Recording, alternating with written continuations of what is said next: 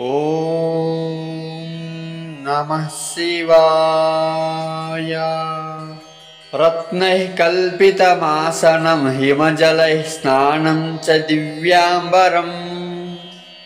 नानारत्नविभूषितं मृगमदामोदाङ्कितं चन्दनम्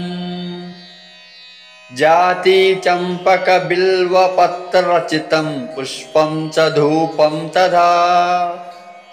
दीपं देवदयानिधि पशुपते हृत्कल्पितं गुह्यताम्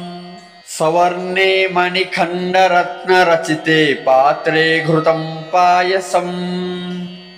भक्ष्यं पञ्चविधं पयोदधयुतं रम्भाफलं पानकम्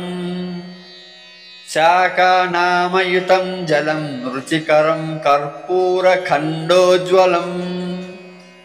ताम्बूलं मनसा मया विरचितं भक्त्या प्रभो स्वीकुरु छत्रं चामरयोर्युगं व्यजनकं चादर्शकं निर्मलं वीणाभेरिमृदङ्गकाहलकलागीतं च नृत्यं तथा साष्टाङ्गं प्रणतस्तुतिर्बहुविधा ह्येतत्समस्तं मया संकल्पेन समर्पितं तव विभो पूजां गृहाण प्रभो आत्मा त्वं गिरिजामतिः साचरः प्राणः शरीरं गृहम् पूजाते विषयोपभोगरचना निद्रा समाधिस्थितिः संचारपदयो प्रदक्षिणविधिः स्तोत्राणि सर्वा गिरो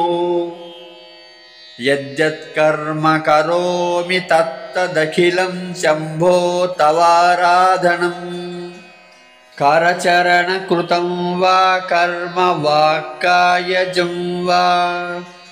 श्रवणनयनजं वा मानसं वापराधम् विहितमविहितं वा सर्वमेतक्ष्वमस्व